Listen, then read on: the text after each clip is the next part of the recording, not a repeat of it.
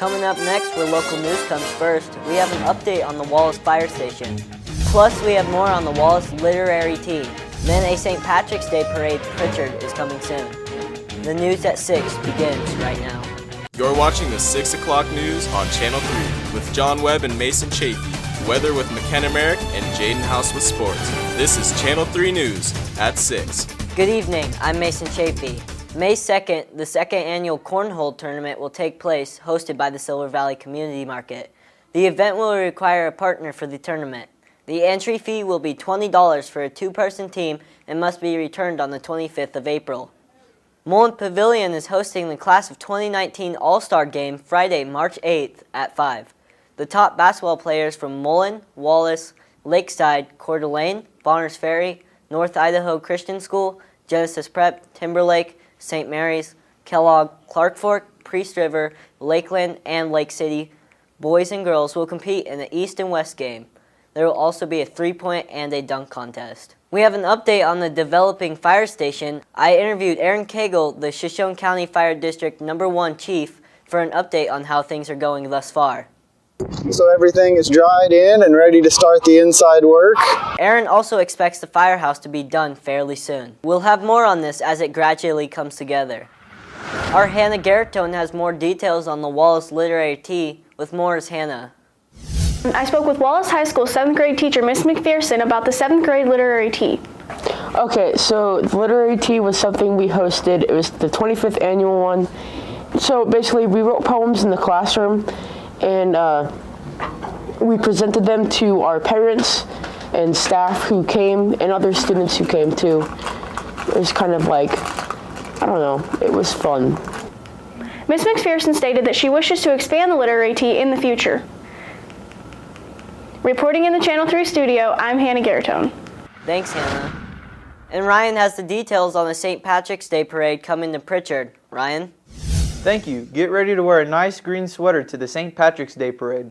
On March 16th, Pritchard, Idaho's County Lane River Resort will be supporting the parade, and it's free for all to participate. And after the parade at 4, County Lane River Resort will have a corned beef special, also with drink specials on their Wheel of Fortune. Thank you, and back to you. Thanks, Ryan. The morgue in Idaho's biggest county is running out of space to hold bodies. The Idaho Statesman reports the Ada County Coroner's Office is at capacity with 15 to 18 bodies most days. Some of them stored on cots and smaller folding tables until the remains are released to area funeral homes. Sometimes the coroner's office is forced to put 2 bodies on one table until more space opens up. Ada County Coroner's Office Dottie Owen says last year the office took in 727 bodies, marking a 74% increase compared to 7 years ago. She says the problem will only worsen as Idaho's population continues to grow. Owen says along with population growth, drug overdoses, suicides, and the increasing number of unclaimed bodies are contributing to the crowding state. A mayor in Idaho has been arrested and on a charge of domestic battery. According to Canyon County Jail roster, Middleton Mayor Darren Taylor was arrested Saturday night. The Idaho Press reports that no bail was set and he will remain in custody until he is arraigned on Monday.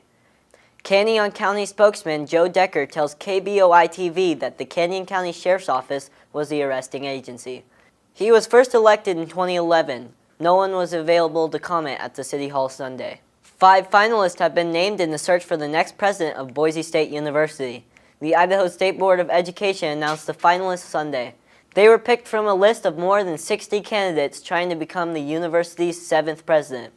The finalists were selected after 12 semifinalists were interviewed last week. Finalist Susan Borrego is chancellor of the University of Michigan Flint. Finalist Darren Dawson is dean of the College of Engineering Art at Kansas State University. Finalist Andrew Marcus is professor of geography and a former dean at University of Oregon. Edward Seidel is Vice President for Economic Development and Innovation for the University of Illinois System. Finalist Marlene Tromp is the Provost and Executive Vice Chancellor at the University of California, Santa Cruz. We'll be back after this. The best for less is what you get when you shop at the home of Western Family, Harvest Foods, in Wallace. In the meat department, get boneless beef cross rib roast, just $2.98 a pound. In the produce section, get Fuji apples, 99 cents a pound. or navel oranges just 79 cents a pound. It's going on now through Tuesday at the home of Western Family Harvest Foods in Wallace. Welcome back. We're seeing some sunny days coming up in the forecast. With more, we send it over to Weather Commander McKenna Merrick with weather.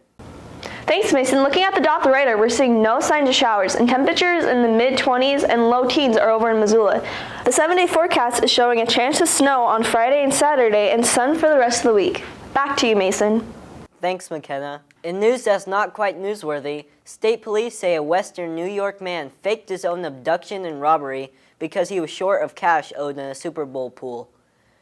Troopers found 60-year-old Robert Brandel of North Tonawanda tied up in his pickup truck Monday in a parking lot in Newfane, 30 miles north of Buffalo.